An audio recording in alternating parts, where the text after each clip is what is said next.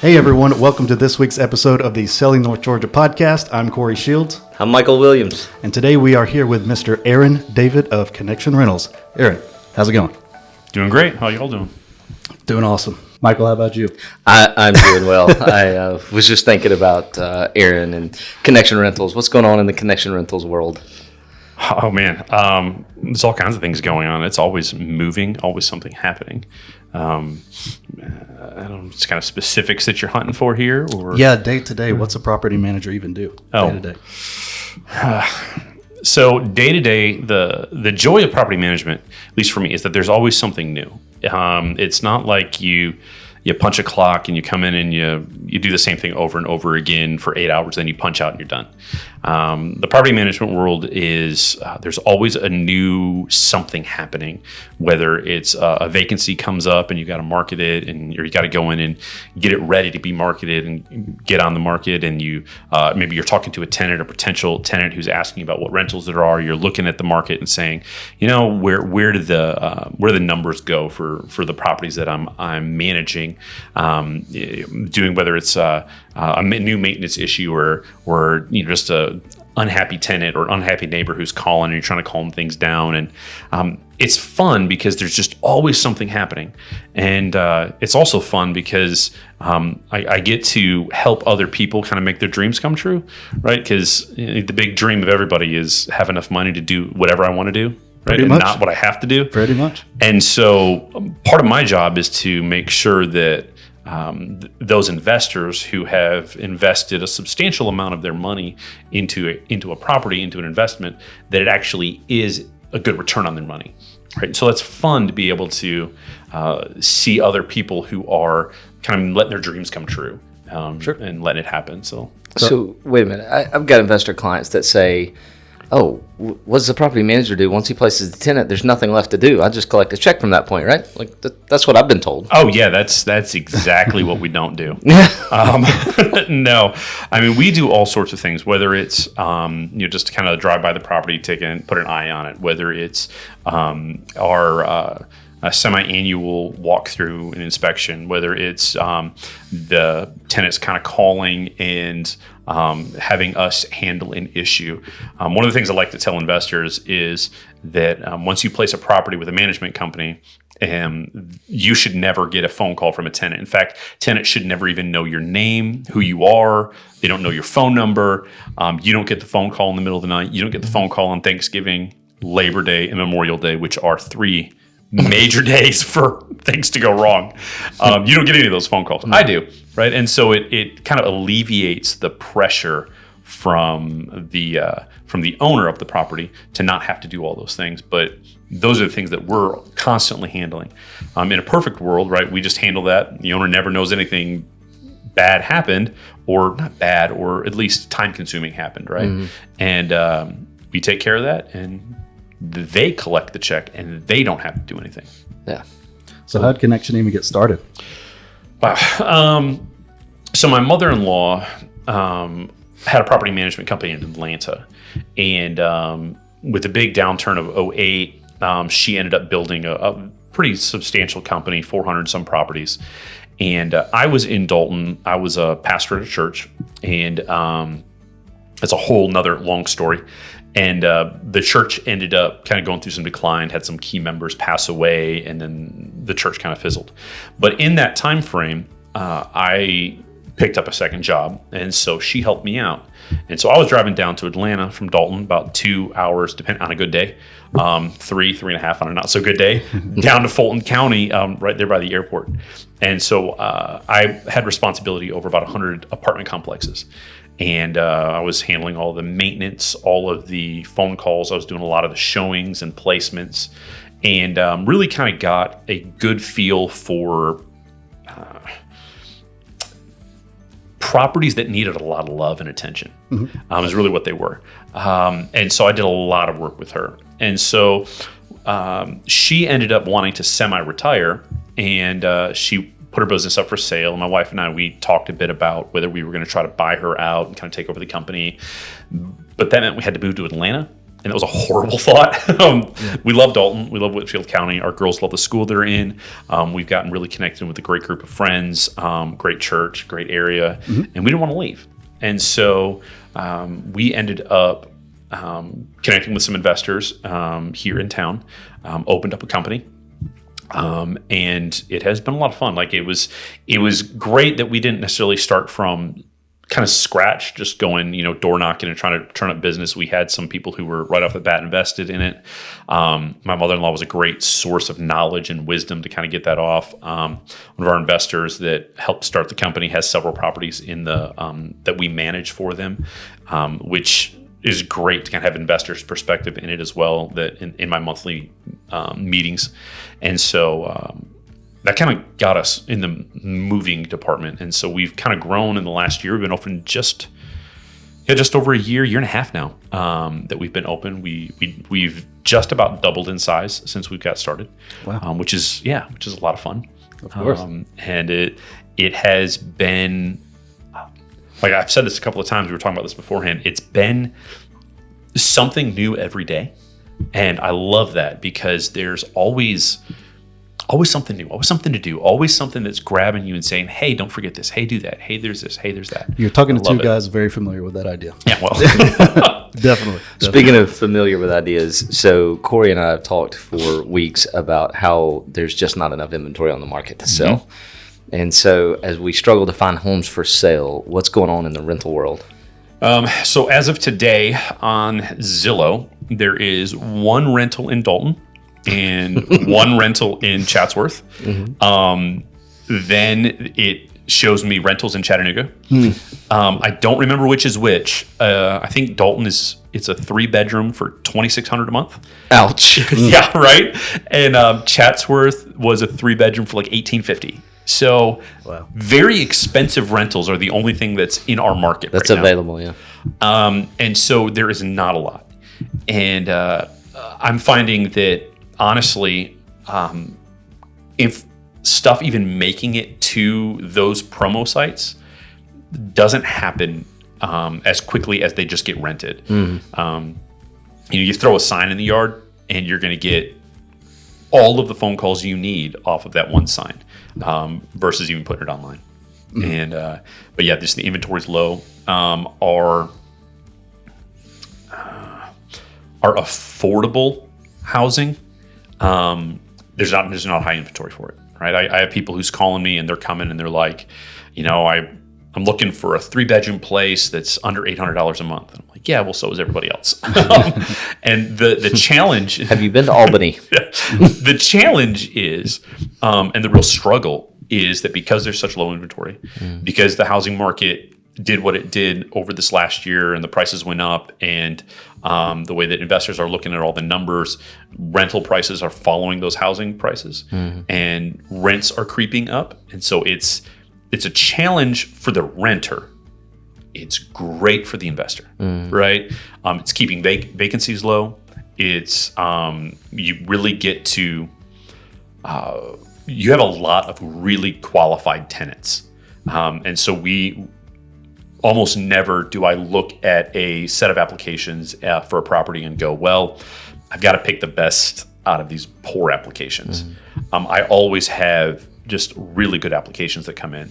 The rent to income is great. It's over 3 times.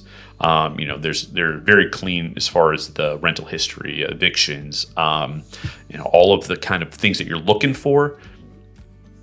We have a large pile for those. So from that perspective, from the investor's perspective, it's great. From the person who's looking for a rental, it's tough. It's a tough market. So from your vantage point, do you see that easing up anytime soon? No. Nope. Fair enough. No. I thought you might say that. I wish. I mean, if somebody came in and built a bunch of rentals, but I mean, I don't see that happening anytime in the real near future. Let's play a game. Let's say that I want to build 10 single-family houses to rent. Okay. And they're 3-bedroom, 2-bath, 1,000 square feet. What rent should I expect for a new construction 3-bedroom, 2-bath with a carport? Let's throw in some covered parking. Oh man, 1,000 square feet is not very big, so it's not. I just rented basically that. It's not new construction. And it is Remodeled at least. it was remodeled. And so it was newly remodeled. Everything's updated, new floors, everything's painted, new appliances, new roof, that kind of thing, for $1,250. And so, and I got a bunch of applications for it. And so, if we're looking at new construction, in there, you're going to have a couple of upgrades. So you're more than likely going to have a dishwasher. The place doesn't have a dishwasher. You're probably going to have more of an open concept because that's the very popular thing right now. And everybody and their brother wants new, right? Like, oh, it's new. I'm going to pay a premium for that. Can I get $1,500 a month for 3-2? Oh, yes. Oh, yes. That's $1.50 a foot. I think you can get that. Yeah, you could probably build and make money on that. Build to rent, Corey. That's the next podcast episode. We're gonna build to rent in the next one. Noted. Got it. Yeah. So, Aaron, you mentioned Dalton and Chatsworth a minute ago. What's the total service area for Connection? Good question. So right now we Georgia. I can't go up into Tennessee yet. That's on the list for us to expand into Tennessee. I've had several people ask me about that. We got to get some licensing things up and taken care of, but that's probably on the plan by the end of next year. But as far as our area will go, right now what we service in inventory, we go all the way up to Rossville, and we'll come really Whitfield counties as far south as we currently have. I've got I helped somebody place somebody in Murray. But as far as what we're willing to go, right now I'd onboard somebody all the way down to Kennesaw, maybe? Yeah, I was thinking at Daresville, but yeah, I might go down that far. Right now, where we're at, and with the staff that we have to be able to manage it and manage it with excellence and manage it well, be able to put eyes on property, be able to go down and look at a property every 6 months, and be able to respond to maintenance requests. The biggest issue with expanding your radius is really making sure that you have quality maintenance guys that you can call that will show up, will do the work, and finish the work. In a way that you trust, right? Like having that network of people is one of the most valuable things that a property management company brings to an owner. They don't have to find those guys. We do, right? I go through lots of different people to say, do you work? Do you fit? What was your quality of work? Are you somebody I'd use a second time? Are you somebody that I would take to my own house and use at my house? Some of the guys that we use, that we trust, we've got that, right? People that we would use at our home. And I think that's a pretty stellar thing to say about, a maintenance guy who's going to go work at your property. Granted, some of our properties might not be class A, big houses, but we want the guys that go there, or the girls, whatever, the maintenance people that go there, we want them to be the caliber that I'd send them to that house too. I'd send them to both. And so that's the only really limiting factor for us. For me to touch that far south, I've got some contacts in the north side of Atlanta that are maintenance guys that would work for me that I trust. But as we expand kind of our circle, that's the thing that we look at, because the thing that I would just hate to do is I would hate to onboard somebody who's just outside of my circle and not have somebody to send to their property when something goes wrong. Sure. Because if I've got to call, 1-800 24-hour guy, he is so expensive versus the guy that I have trusted and used over and over again. And that's what I want to do for our investors, that when they have a property and they're investing in it, I want to have the guy who's there, who does the job right, but isn't going to charge us out the wazoo for it. Yeah. And having that network of guys that you can trust, like you said, I'm sure you would consider that a pretty valuable part of Connection Rentals. What else do you think you guys have going on that kind of sets you apart from, other management companies that might be out there? Sure. So when you look at a management company, you kind of start and say, why do you have a management company? Like what's the purpose of it? What like of any company? You start trying to compare them, and you go, well, toilets and tenants. That's toilets why I want. and tenants, that's why I want a management company, because I don't want to deal with toilets and tenants. Repairs, maintenance. We just talked about that, and keeping somebody in them. Those are probably your two biggest pieces of the puzzle, right? Mm-hmm. And so keeping vacancy low. So we're about to go through all of our numbers this year. We haven't done it this December. So we're going to go through the whole year of numbers to get all of our numbers out. Last year, when I looked at all of our numbers, our vacancy was right at about 4%. Our maintenance costs were, I think they were around 12% across the portfolio. When you say percent, you mean of collected rents. Okay. So if rent is $1,000 a month and times that by 12, that's $12,000 for the year. When we look at that, we want to make sure that what the investor doesn't get, like what he loses or what he has to pay out, what we pay on his behalf, that our maintenance costs and the cost he loses in it being empty and not rented are really under 20% total, right? 5% vacancies, 10 to 15% in maintenance costs, right? That's a clogged toilet, that's a leaky sink. We got to go clean the gutters out, something like that. And so out of that, so maybe $2,000 out of that, 12,000 he's going to give up for those costs. And so our goal is to try to get that as low as we can.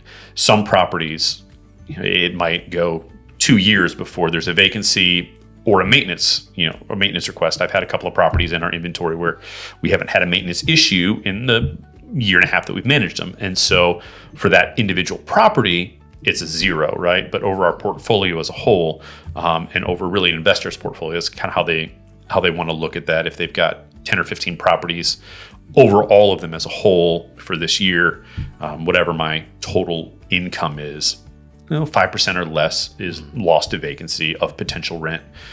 10 to 15% max lost to maintenance issues so that they can pay all their other bills and make a profit off of it. One of the things that probably would be in my head if I were watching this podcast as an agent, why would I work with you? Because when I show you my client and he wants to go buy another property, what happens? A few things. From an agent perspective, one of the things that we commit to is I don't want to buy and sell houses. I don't have the time for it, just to be honest. And it's a different expertise.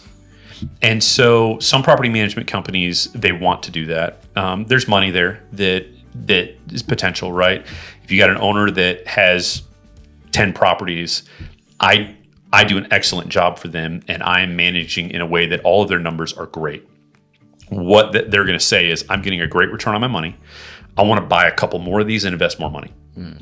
And so he wants to go from 10 to 15 properties next year. An agent that knows that individual and refers them to us, what I say is they call me up, that investor says, hey, Aaron, you've been managing my properties. You're doing a great job. I'd like to buy another 2 or 3. What do you think? What do you think's out there? You want to help me buy these? I'll say, that's awesome. I've got a couple suggestions for you, but let me refer you back to the agent who referred you to me. And so when I say the word refer, most agents are going to think there's money involved, right? The referral fee. I'm not charging you that. I give them back to you for free and say, hey, look, they want to buy a couple of houses. Sell them a couple of houses. You do your job. Because if you do that, I make a profit because I'm now managing 13, 14, 15 of their properties rather than 10. And so for the agent perspective, my goal is for an agent to win. And if they win and they're happy and they're helping him get great deals, I can manage those properties and give them great deals. One of the things that I do want to plug for the investor owner perspective is to say, one thing when you're looking at management companies, and this is one of the things that I hate to use the word pride, but I will say that I take pride in, is I am aware of companies, I'll say it that way, who they'll say, hey, this is our management fee, and you think it's a great number, but what you don't realize is that buried in there, you're going to get an additional fee for this, or for paperwork, or for a check, or for me to go visit a property, or for this maintenance thing. I know guys who they'll have their maintenance guys go out and they get charged, and they'll just, well, we're going to upcharge about 10% for any maintenance guy that goes out. And so the investor's overall payout, right, of what he's losing is higher because there's all these extra added fees in there. And I just don't do that. I truly believe that if you're paying me a management fee to manage your property, then I should manage your property for that fee, which includes the finding maintenance guys. It includes me going out there and talking to the tenant when there's a problem. It includes me following up and saying, hey, did they do the job right? Let me let me look at the pictures. Let me go out there and take a look, walk around. I'm not going to add additional charges in for those things. There's a few little things, but I mean, really, when I compare to the previous, the people who bought my mother-in-law out, because that was her policy. They didn't add in all these extra fees, but the company that bought her out, they did. And so there's a company that I talked with here in town that was not in town, but it's in another town over, who wanted to do some stuff with us, and they kind of had that policy. Well, we have these great deals, and we're going to add these extra fees in because that's the only way we can make money. I'm like, the real cost of management, what I've seen, is the maintenance cost, the vacancy cost, and the management cost all together. If that is all 30% or less, then you probably did a good job, right? If that's more, then you probably didn't. So I have looked at books from other property management companies before, and I've seen that management fee be 7 or 8% total cost of the management fee. And it's like, oh, well, that's a really good cost from a guy that owns rental property. I'm like, oh, I love that. But then you look at the maintenance cost, and it's like 33%. Well, what's happening is the guy that goes to change the light bulb charges $50, and it costs the landlord $150, right? It's not a 15% markup; it's a 200% markup. So let me ask it this way then. So you kind of spun it this way a second ago. You said other people, they got the other fees and whatever, and you said that someone made the comment, "Well, that's how we got to make money." Yeah. Why don't you have to do that? One of my core principles, is to not, like, I don't ever want to feel like I'm ripping somebody off. There is value in what I do, and I've put a number on that. And the value that I bring to the table, and it equals out to what I end up getting paid essentially at the end of the day. Granted, we all want more, right? At some level, we all want more. Human nature. Yes. But at the same time, nobody wants to be ripped off. And when I look at the grand scheme of what I'm doing and how I'm proceeding, I say, how do I want to be treated, right? You look at the golden rule, look at what Christ said, treat others as you want to be treated. And so I take that and I say, well, if I could just get everything I wanted, right? Or I could be someone that has integrity to my own principles, to my own beliefs, and work from that perspective. That's how I want to work. I don't want to work, and I don't ever want to be in a position where somebody looks at me and says, "You took advantage of me. You ripped me off." I don't ever want to feel like I've done that to somebody, whether they know it or not. I don't want to feel like I've done that, and that is just not a path I want to walk. I probably could, and I could probably get away with charging people a lot more and raking in a lot more money. But it's not worth the cost of my integrity. You got to put a number on that. Yeah. And it's just not worth it, because I'd rather have my integrity than whatever next big toy I could probably buy. Right. And I would think that the guys you're working with, or ladies too, are going to stick with you for it, right? So makes sense. I can't say it any better than that. No, I can't. But what I was going to say is along those same lines, when you treat people that way and you manage the vacancy well, and you don't have a 20% vacancy, well, 12% of $80 is not as much as 10% of $100, right? So you managing the vacancy well also turns out to be more money if you do it well, right? Because you're getting paid on the money that comes in. The other thing that I would say is, if you make that landlord profitable, he's going to go buy those other units that we were talking about before, right? All day. So you might be able to get 15% from a guy who only has 10 doors, but he's never going to buy another 10 doors because his management fee is 15%, his vacancy is 11%, his maintenance cost is 22%. It's like, Well, I'm losing money every month. So the last thing I want to do is go find 10 more doors to give you. Right now I'm losing even more. That's something my mother-in-law told me early on when I started working for her. She said, it's about volume. It's about how many doors. And one of her clients, now let me rephrase that. I don't know if I can even say that. If you see this, sorry, don't send me to jail. There was a situation where it's like one of the people that was involved in that other company, all the other companies purchased it and all that stuff. I know he's trying to liquidate a lot of his stuff. And it's right along that same lines of, well, because he's not seeing the profit he wants to see, he wants to liquidate. Versus if he was seeing the profit he wanted to see, he would probably buy more. Right. I don't think people realize how thin of a line that is. So there's a confusion in the marketplace about these evil rich landlords that are just raking it in, killing it, making tons of money. They're awful. But then when I go to a Facebook group and I laid it out, I did this one time as a test, basically. I said, okay, guys, how much would you pay for this house? I was going to build this fake house, right? It's 1,000 square foot house, 3-bedroom, 2-bath. How much would you pay for it? And they said, 800, 900, 950. One person was like, I'd probably give you 1,100 because I'm already paying 1,060 and it's terrible. So like one person was going to give me 1,100. When you do the math, I showed them I'm going to lose like $80 a month if you pay me $1,100, right? I'm losing $80 a month. So why is the landlord evil? Like I'm losing $80 a month by charging you what you perceive as market rent. Right. Then I showed them, I'm like, here's the math behind it. And I laid it all out. And I think it was, at that point, it was like $1,300 a month in rent, made me earn like $110 a month on that door. So $100 a door. Man, that is not a lot of room for a property manager to go from 10 to 16%, right? Yeah. All of a sudden, I went from profitable to let's add doors to unprofitable, let's sell everything. It's such a thin line that I just don't think the general public understands. There are tax advantages and there's other things that come along with investing in real estate that make it a good thing for a landlord, but just on a cash flow basis, tax benefit is great, but if it's negative cash flow, that will catch you eventually, right? Yep. You will lose eventually. You can't have negative cash flow and still maintain those properties. So what happens when you get to those negative cash flow situations is now Aaron calls you and is like, hey, the water heater is broken. I need you to fix it. And he's like, can you patch it? Like, can we just replace the element? And save me. Let's kick that can down the road a little further. Yeah.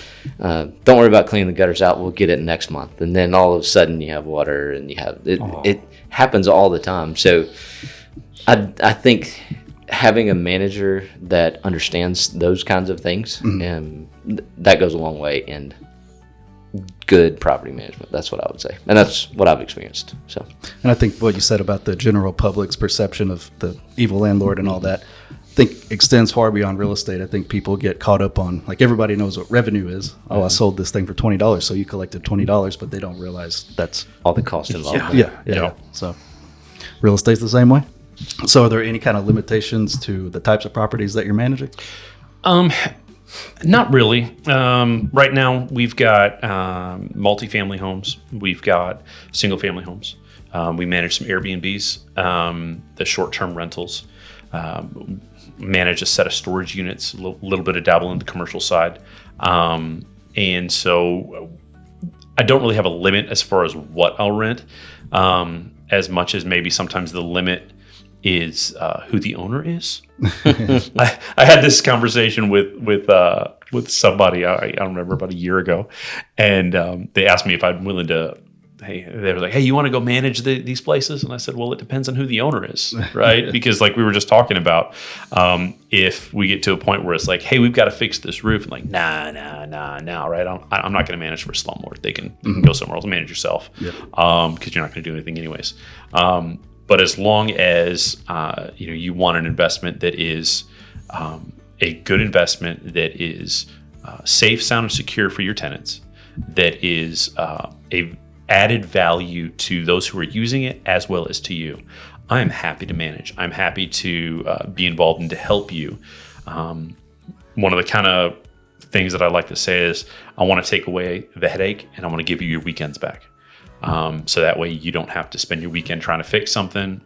You don't have to have the headache of all the phone calls. And that's really where our big value add is, right? I want to give people their time back. Sure. And that, I think, is one of our biggest pieces of the puzzle. But I'm happy to manage just about anything. So if somebody wants to get their weekend back, how do they get in touch with you? So it's great. So one is you can, anytime you can check out our website. Obviously, it's a great place to get information, which is connectionrentals.com. Okay. Feel free to email me anytime, Aaron, AARON, at connectionrentals.com. You can give me a phone call or a text. I get so many every day, but I'm happy to return those calls or return those texts anytime. 706-264-8825. We do have a Facebook presence, Connection Rentals on Facebook. But yeah, I'm happy to talk to just about anybody about their properties. Well, awesome. On that note, Aaron, thank you so much for being here today with us. Oh, happy to do it anytime. And we will see you guys next time. Thank you for joining us.